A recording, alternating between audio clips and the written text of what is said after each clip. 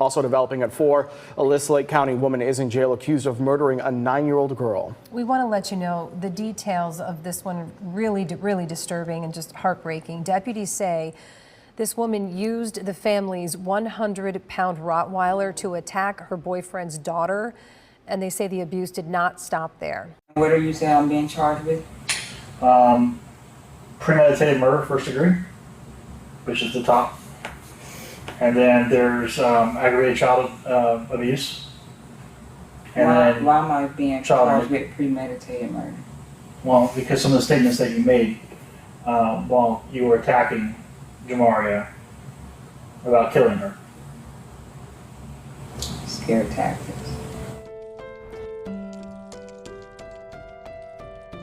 In a quiet home on Harbor Oaks Drive in Montverde, Florida, on June 17, 2024, 9-year-old Jamaria Sessions lies lifeless, her small body bearing the scars of unimaginable cruelty.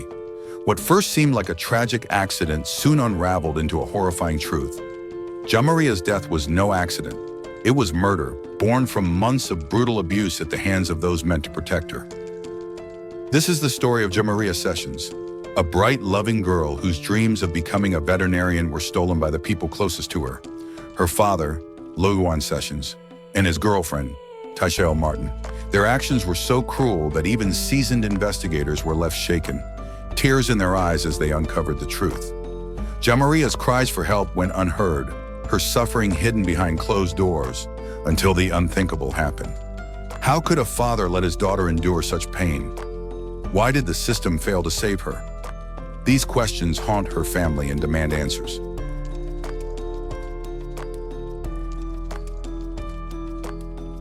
Welcome to True Crime Intel. I'm Williams, and I want to thank you, my viewers, and especially my subscribers, for your amazing support as we keep improving and bringing you daily true crime stories, both told and untold.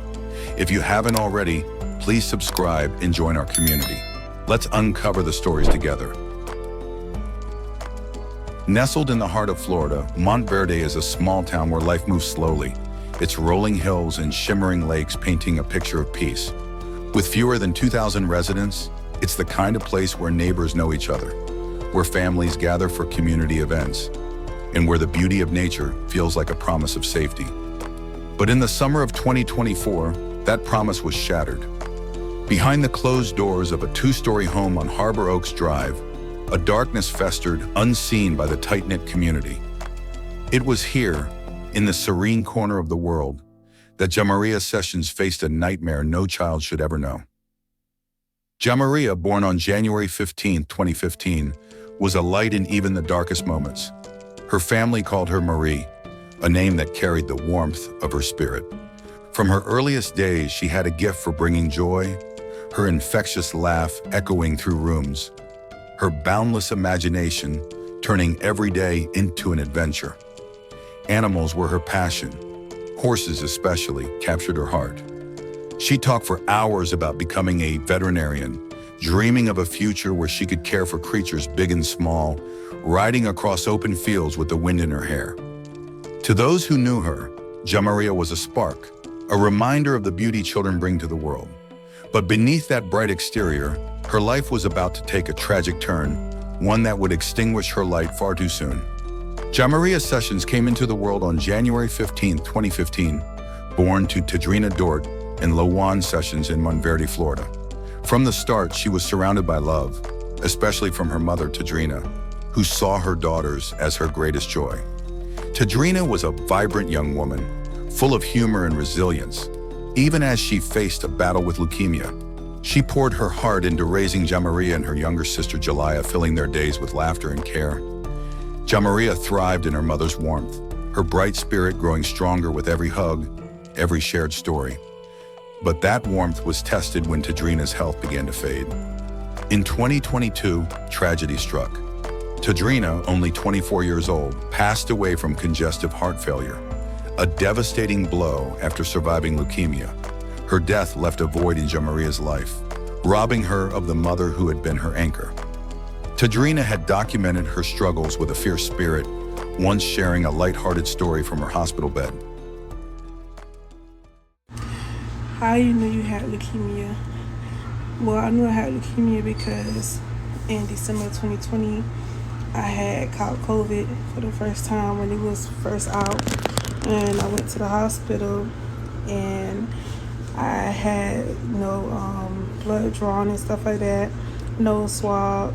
And then they said they saw something in my blood and they tested it and it came out that I had leukemia cancer.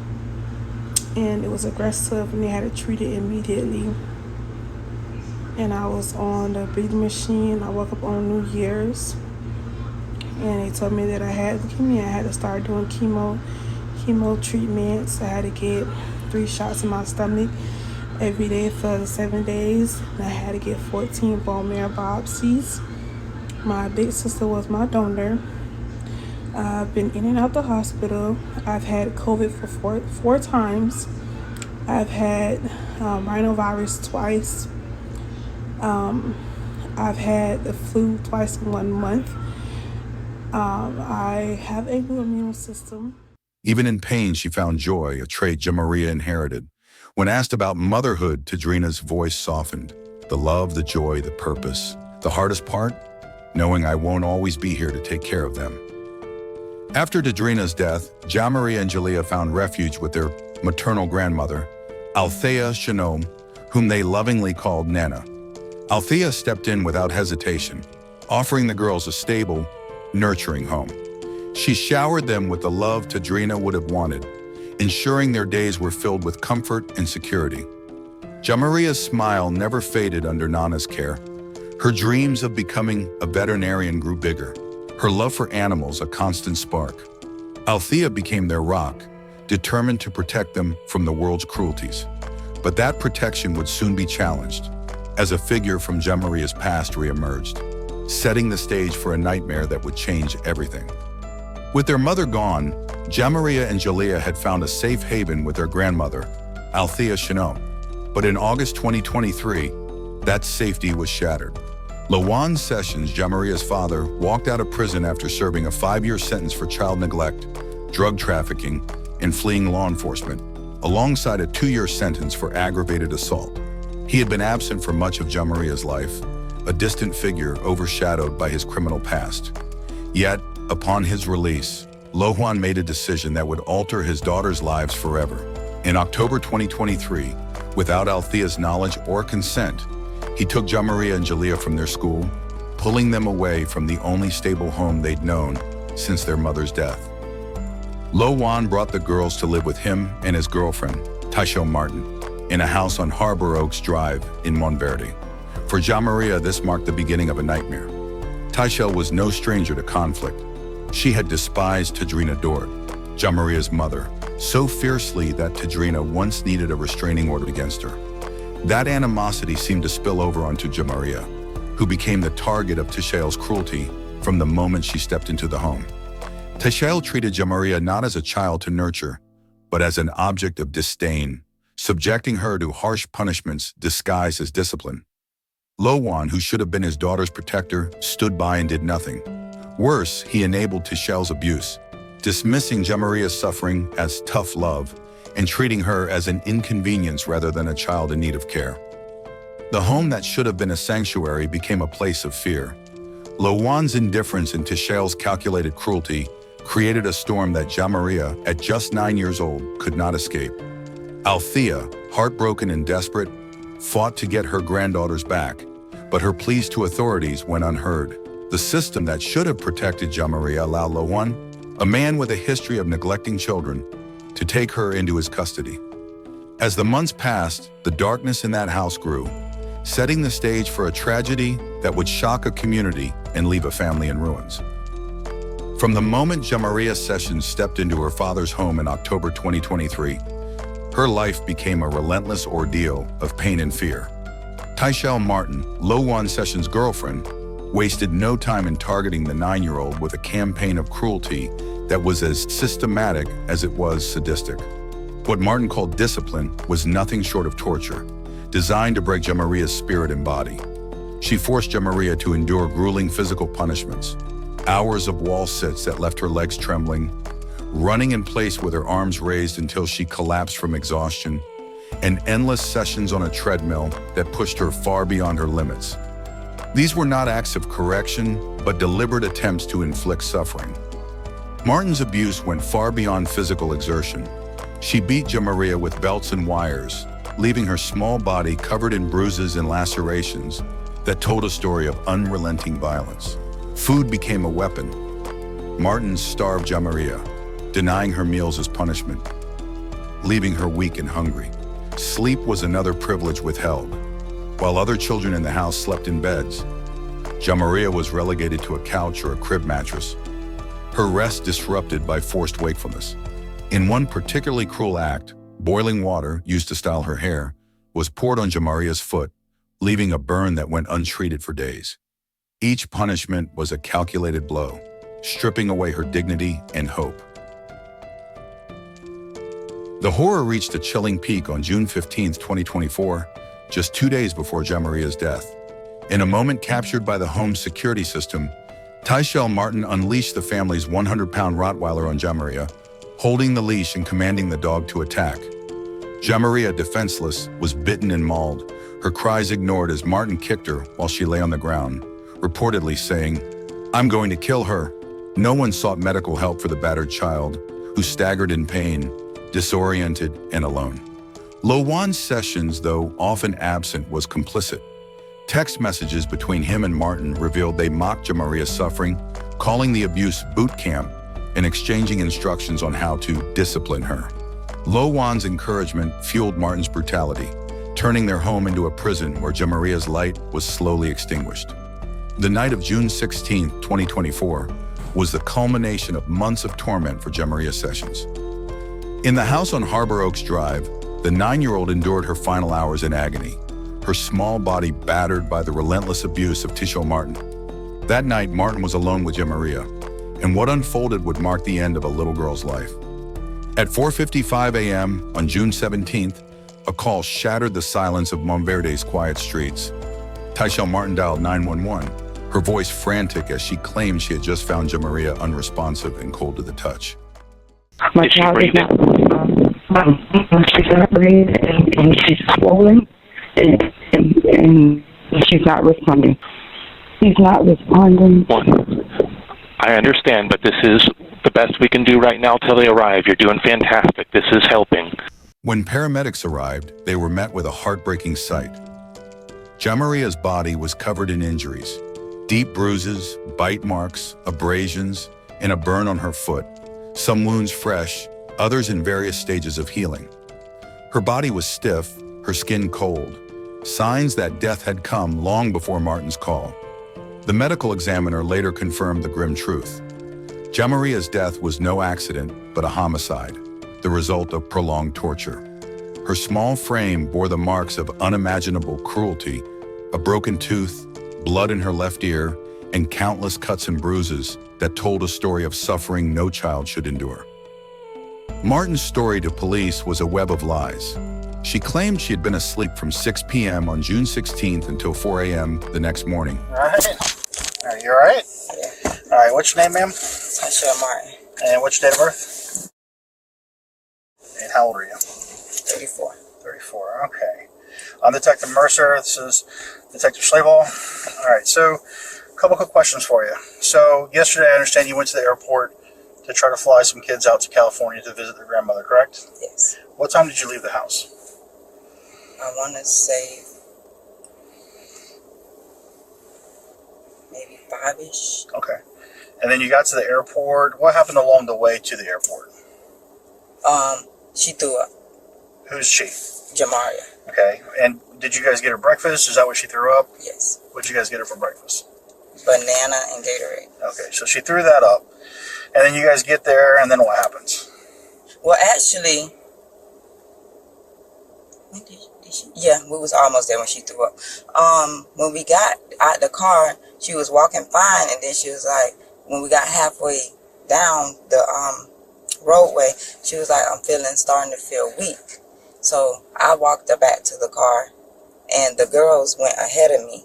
So I got in the car, and I went and picked the girls up. I went and told the girls that I was gonna go around and for them to go ahead and go to the airport so I can get her wheelchair assistance. Okay, so you got her a wheelchair?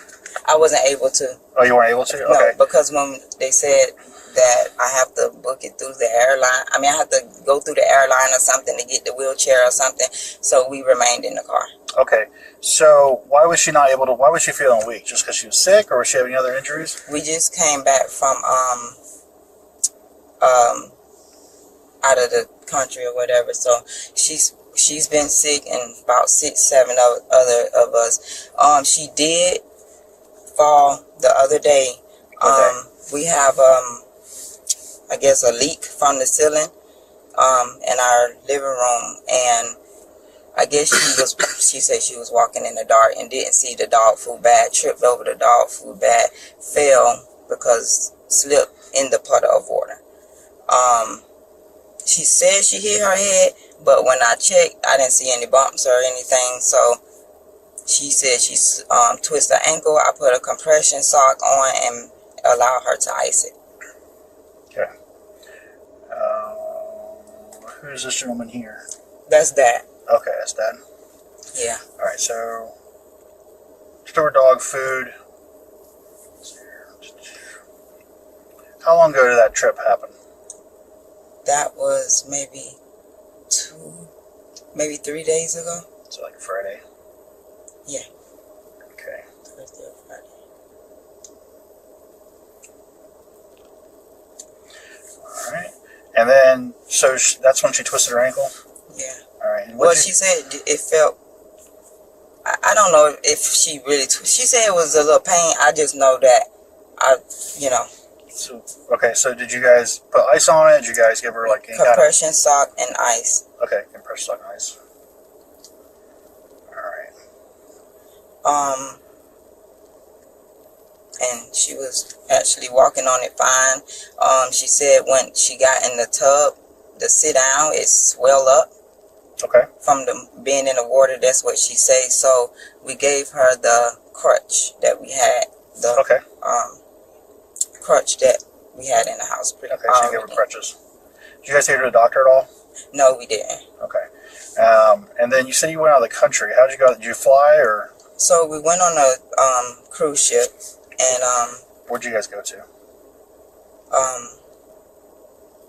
Dominican Republic, Puerto Rico, and Virgin Islands. So, not Dominican Republic was the only one I had to go. Okay, so you guys went with all three of them, right? That's important in case she has something that she may have got over there. Did she get off the ship at all on these islands? Yes. And she was walking around? Yes. Okay. All right, good. Okay, so where does, I know Mon's here now. Does he normally live here? Yes. He's only been gone for, I think, 3 days. So he left on Thursday or Friday? Yeah. What does he do for work? He works at is it a paint? It's a paint shop or something. Why is he never here? Does he live in Orlando because it's closer to work, or?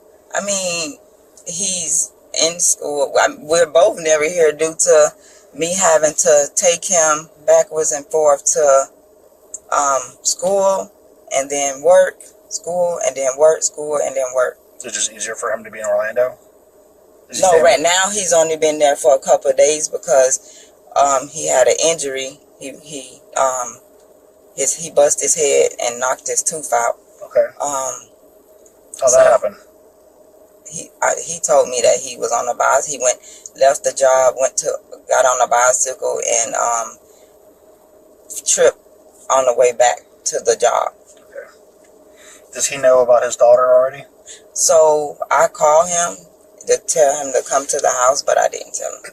Okay, so he doesn't know anything yet. All right, so you guys get home. You guys get home, what, around 10 o'clock in the morning, roughly, from Orlando back to here? I wasn't paying attention. Yeah, around that time. So early in the morning, like around 10. But, okay, so what happened the rest of the day? What did you do for the rest of the day? The rest of the day, I took medicine. What did you take? I took ibuprofens and stuff and Tylenol to get my throat was hurting really bad, so the medicine put me to sleep. I was sleeping all day. Jamaria was actually telling me that she felt better. Once we got back, I gave her a popsicle, 2 popsicles. She ate them. She was on the couch. Before I went to sleep, I told the girls I was going to sleep and alarm in the house. I believe they went to the park or something. Jamaria did? I'm not sure. Okay, you're not sure. You were asleep, right? So what time did you wake up? I woke up I woke up periodically. But I stayed in bed. Right. You mean like when I found her? No, like, so did you stay in bed throughout the night last night? So when I went to sleep, it was only about 6, 7 o'clock at night. Okay. So I think I slept to about 12 something, got up, just sat up in the bed, drank something, laid back down, and I think I was calling my mom back because I saw she had a missed call or whatever. I don't remember. I just know that I never got out of bed. You have your phone with you. Can you look at that phone and see what time you called your mom back? Yes.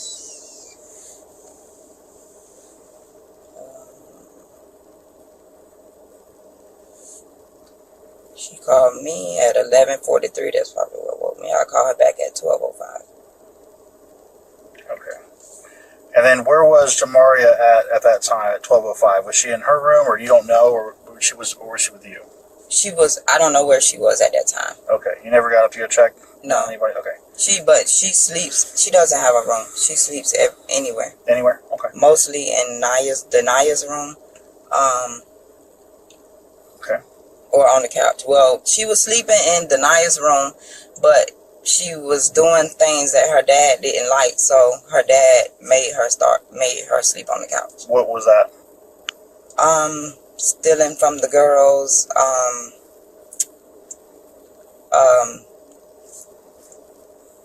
talking about boys a lot, being nasty, not bathing and stuff like that. Okay, so she had sleep on the couch. Okay.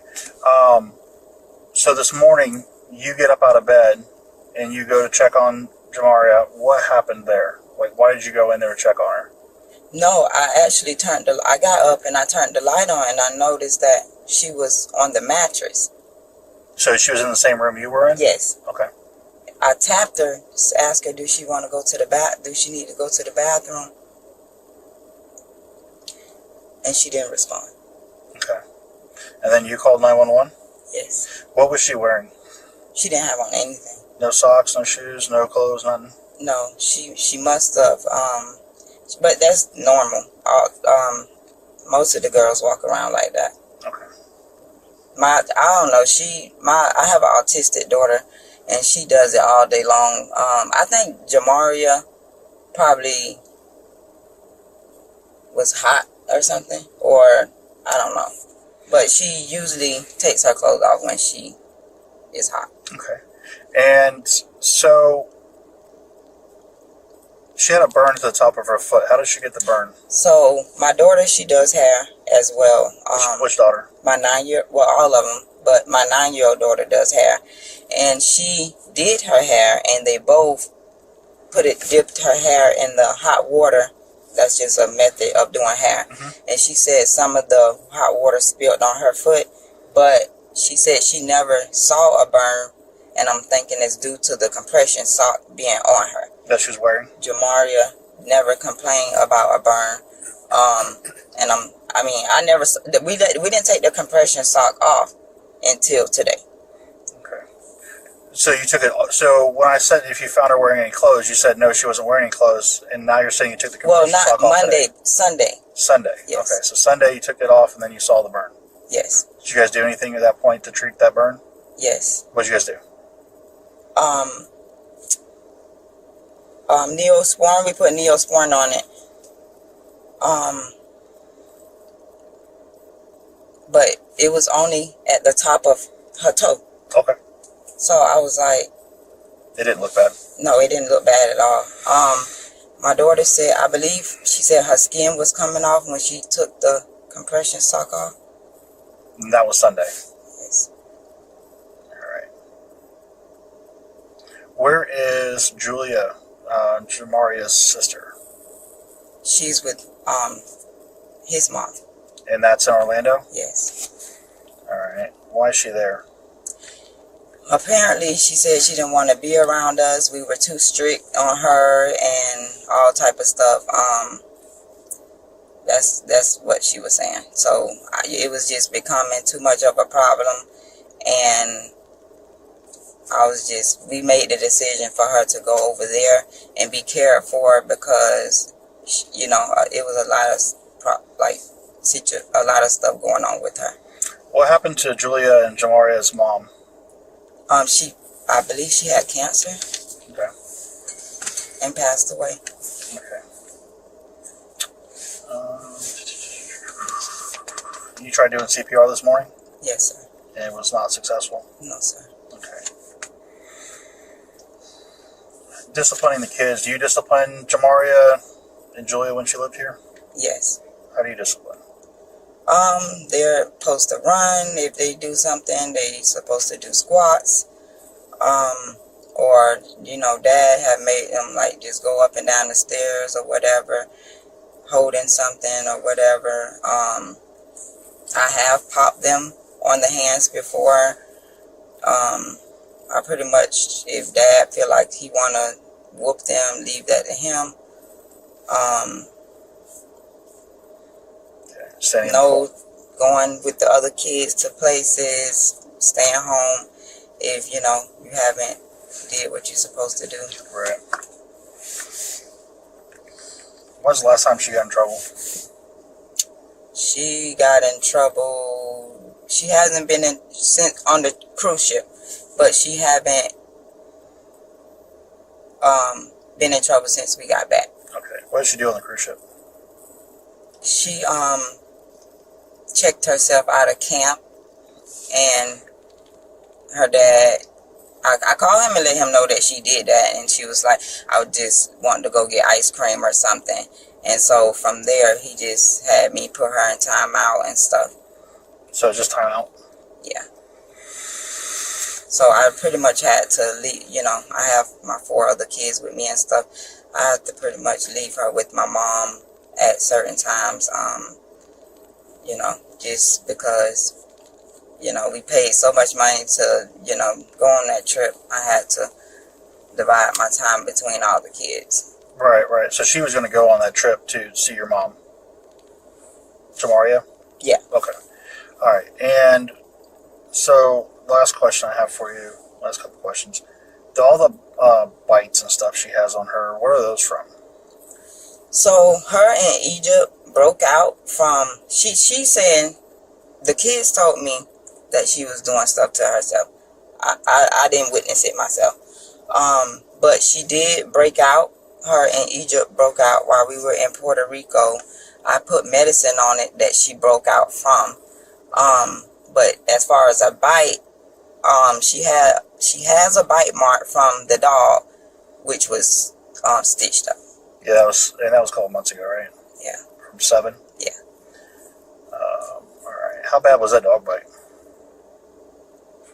How bad? To me, it wasn't that bad. To me, it wasn't that bad because she wasn't she cried for about 5 minutes and it stopped. How often does she go to the doctor? Dad has only taken her to the doctor once since we've had them. How long you guys had them? Since October of 23.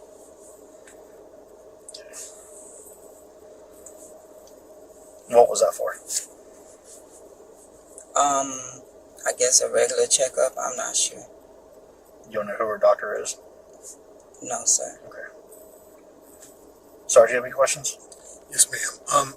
You said when you went to, you had everybody downstairs and you were going to go lay down. You set the alarm? No, I told the girls that I was going to set the alarm on the house. Okay. Is that something you normally do whenever you go to lay down? Yes. Just to make sure the house is safe and everything? Yeah, because I have an autistic daughter. Okay. So if a door opens, does the alarm advised Trigger. you the door's open? Yes. Okay. And you said they went to the park after that. I think they went to the park. Yeah. Okay. There was the alarm. Did the alarm go off? No. Okay. I hadn't alarmed the house at that time. Okay. But you said when you went to lay down that you set the alarm. Yeah, I know. I said I told them I was going to set the alarm. Okay. Let me see when I set the alarm.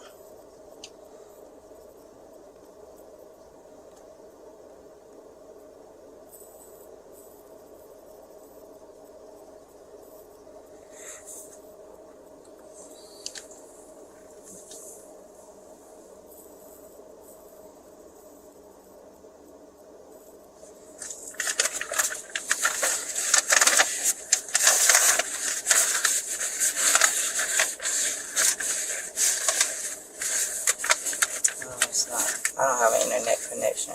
Okay. And where's the park at that they would go to? The Montverde Park, behind, Okay, up by the convenience store? yes. Okay. How would they get there from here? My daughter, she usually just takes the car. Okay. You're 17. Is that the 17-year-old daughter? Yes. Okay. Okay. And then when did you know, what time did they get back? I'm not sure. Okay. No, that's all I have, Josh. Do you know how Jamaria got into the room that you were in? My understanding is she was asleep on the couch at some point. And then how did she get into your room? I'm assuming she walked in there. She was walking there, you were asleep, you didn't know she was she sleeping on the bed or on the floor? When I saw her, Yeah. she was on the mattress. On the mattress? When I called 911, I told them, they said lay her flat on her back. I said she is flat on her back. They How'd you move her? said she needed to be on a flat surface, so I removed the mattress from up under her. Okay, so in your room, how many mattresses are in your room? The room that she was in, Yes. 2. Okay, so 2 mattresses in there. Is that the room that you were sleeping in? Yes. Okay, so she was on a different mattress than the one you were on. Yes. Okay. And then you took her off the mattress because 911 told you to. Correct. Okay. So obviously she's in there, and we got to get the medical examiner's office out here to take possession of her, and then it's going to be a whole, give them the medical information that we have, let them know what trip she's been on. They can kind of see, test and blood work, and whatnot. Do you have any issue with us searching the house? I don't. Okay. All right, I'm going to read this to you while you're here. It's a search warrant for the residence. Kind of get it out of the way because you are the resident. I have to read it to you, okay? All right, so this is a search warrant. It's in the Circuit or County Court of the 5th Judicial Circuit of Florida in and for Lake County. Do you have any issue with us going through your cell phone just to make sure there's nothing? What we're trying to do is clear everything. We don't have anything indicating right now that this is a murder, right? We don't know, right? So we have to treat everything like it's a homicide investigation. Do you have any objection to us going through your phone? Is that no? No, I don't. Okay. What's the passcode for your phone? 06. Wait. I use my Face ID, so I'm trying to remember. I can't remember if it's 6 or 4 digits. If it pops up, then I can. What, could you try to slide it up? Yep. The easiest way to do that is right here. So, do this. If it'll do it. Not going to do it. Alright, so now when we do this, there you go. So it's 6 digits. Okay, so 060 06 0712. 712. Okay. Alright, so if you can leave that phone with me, we'll put it on airplane mode, and then we'll go from there. You have a copy of that. We're going to start getting CSI in there to do everything that we need to do, and then we'll get this turned over back to you guys as quickly as possible. We do have waters and stuff for you guys, so if you guys need something, just let one of the deputies know, especially with the kids, alright? Gas. Gas, like gasoline? Yeah. Are you out of gas? I ran out with turning the air on. Let me see if I can get with the chaplain on that. Okay. It shouldn't be a problem, but I'll let you know. Alright? Do I just go back to the car? Yeah. Am I able to talk to him? Yeah, let me talk to him real quick. I don't know what he knows yet, so let me find out. She told detectives Jamaria had been sick from a recent cruise, vomiting and weak, and had fallen days earlier, twisting her ankle. She tripped over a dog food bag, Martin said, insisting there were no serious injuries. But phone records and security footage exposed her deception. Martin had been active online, sending messages and interacting with others during the hours she claimed to be sleeping. The footage painted a darker picture. Jamaria had been dragged, beaten, and bitten that night, left to die without help. The truth was undeniable. Sometime in those final hours, Martin inflicted a fatal assault on Jamaria, ending her life in a home that should have been her sanctuary.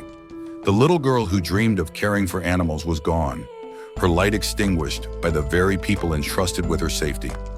As investigators began to unravel the horrors of that night, they would uncover evidence that would shock even the most hardened among them, pointing to a pattern of abuse that could have been stopped.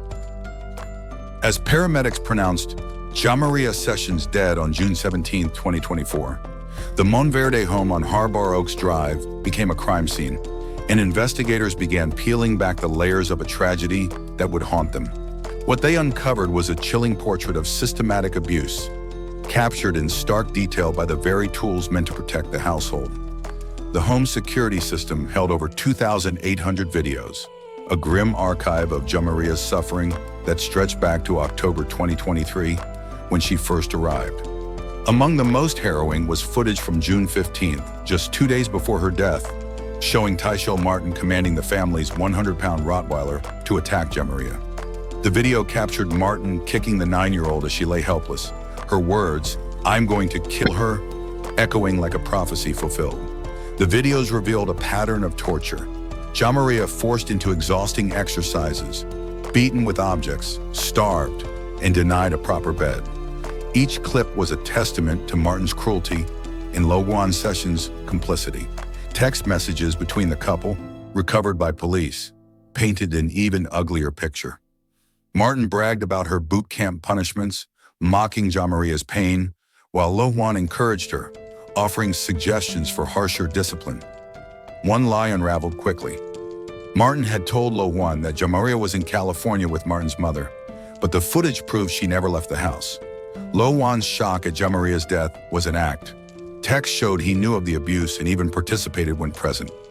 Witnesses added weight to the evidence. Martin's own children, living in the home, confirmed seeing some of the abuse, their accounts aligning with the videos. The investigation exposed a household where Jamaria was singled out, her suffering ignored by those who could have intervened. Forensic evidence corroborated the medical examiner's findings. Jamaria's body bore the marks of prolonged torment, from bite marks and burns to bruises in various stages of healing. The sheer volume of evidence, videos, texts, and witness statements left no doubt. Jamaria's death was the result of deliberate, sustained cruelty. As detectives pieced together this damning case, they prepared to hold those responsible accountable, determined to seek justice for a little girl whose cries had gone unanswered for far too long. The evidence against Tyshel Martin and Lowan Sessions was overwhelming, a mountain of videos, texts, and witness accounts that laid bare their roles in Jamaria Sessions' death. On August 28, 2024, police arrested Martin at the Montverde home where Jamaria suffered. She was charged with first-degree murder, aggravated child abuse, and child neglect. Her actions deemed so heinous that prosecutors announced their intent to seek the death penalty. The state cited the cruelty of the crime, Jamaria's young age, and Martin's position of authority over her as reasons for the ultimate punishment. Held without bail in Lake County Jail, Martin faced a reckoning for the torture she inflicted on a defenseless 9-year-old. 2 days later, on August 30th, 2024, Lowan Sessions was arrested in Orange County. Charged with aggravated manslaughter of a child and violating probation, he joined Martin behind bars, also held without bail. Lowan's failure to protect his daughter, coupled with his encouragement of Martin's abuse, made him complicit in Jamaria's death. Western News investigative reporter Greg Fox has new details on Jamaria's death, including the call for help. Or somebody else that may be taking care of the children here. A woman who answered the door at this home in Montverde said the owner was not available to speak with us. It's owned by the mother of Tyshale Martin, who is charged with murdering 9-year-old Jamaria Sessions, the daughter of Martin's boyfriend, Lawan Sessions. He had a first appearance in Lake County Tuesday on a charge of aggravated manslaughter of a child. Detectives say he knew his daughter was being abused by Martin and did nothing to prevent or report it. Back in 2016, right across the street from Evans High School, here at this gas station, a man was shot, seriously wounded. Another man was arrested and originally charged with attempted first-degree murder. That man was Lawan Sessions. We showed you the surveillance video back then of Sessions firing 7 shots into a crowd of people over a dispute involving his younger brother. Sessions was convicted in 2020 of drug trafficking in Polk County, fleeing a law enforcement officer, and child neglect, landing him 5 years in prison. He wasn't convicted in the gas station shooting until 2022, adding a 2-year sentence. He was released last year and is on probation until 2028. A history that should have barred him from taking custody of Jamaria. The arrest sent shockwaves through Montverde and beyond, drawing national attention to Jamaria's case.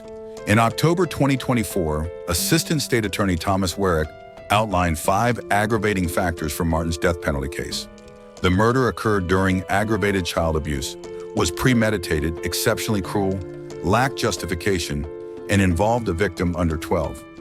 By November, Martin's court appearance revealed she still lacked legal representation, claiming to have hired attorney Shaw Landers, though no official notice was filed. Judge Heidi Davis kept her case on the docket, ensuring progress. Lawan's trial, set for 2025, loomed as a chance to hold him accountable for failing his daughter. As the legal process began, Jamaria's family prepared to face the painful truth in court, determined to see justice served for the little girl they loved. The death of Jamaria Sessions left a wound in her family that will never fully heal. At the heart of their grief is Althea Chenault, Jamaria's maternal grandmother, who had been the little girl's rock after her mother's passing. Althea, whom Jamaria and Jalea called Nana, was devastated when she learned of her granddaughter's fate, her heart shattered by the knowledge that the bright, animal-loving child she raised was gone. I knew she did it, and it came true that she did do it. And then he was involved too. And he didn't protect her, he let her down. I spoke with Althea Chenault at her home, a day after Jamaria's father, Lawan, was arrested for his daughter's death. We miss him, and we miss especially the one that's never come up. We never gonna see her again. Last time I saw her was the day he took her from school alive. Next time I saw her in the casket. It's your time to leave. Chenault says Jamaria loved animals, wanted to be a veterinarian, and was inseparable from her little sister. She was her sister keeper, because every time you see one, you see the other. That was the sweetest little girl in the world. In the house she was in, and when she went to her other grandmother's house, they saw the marks on her and just brushed it off like nothing. Chenault says for years, signs of abuse were apparent. She says since her daughter tragically died in 2022, she's been back and forth with Child Protective Services to get custody of the girls. I blame the system, yes I do. CPS and the courts, because if they would have just one person care in their heart about this child and listen to us, what we were saying, she wouldn't be dead right now. Those words carry the weight of years spent fighting for her granddaughters, only to see Jamaria slip through the cracks. Now, with Jamaria gone, Althea channels her grief into a new fight, securing custody of Jalea, who is currently with another maternal family member. Every court hearing is a step toward justice for Jamaria and safety for Jalea, and Althea attends each one, joined by her children, Train and Laquanda, their presence a testament to their love for Marie. The family's outrage is palpable, their heartbreak fueling their resolve. They sit in courtrooms, facing the people who stole Jamaria's future, holding on to memories of her infectious laugh and dreams of riding horses. Althea's fight is not just for her granddaughters, but for every child failed by a system that didn't listen. Her words echo as a plea and a challenge, demanding that Jamaria's death be a turning point, a reason to ensure no other family endures such loss. As they navigate their sorrow, the Chenaults carry Jamaria's light, determined to honor her memory by seeking accountability and protecting the sister she left behind. Jamaria Sessions' death was not just a failure of those closest to her, it was a failure of the systems meant to protect her. Althea Chenault, her grandmother, had sounded the alarm long before June 2024, warning Child Protective Services and the courts about the dangers Jamaria faced. If just one person cared, she said, she wouldn't be dead right now. Her pleas, born of love and instinct, were met with indifference, allowing a little girl to remain in a home where abuse festered.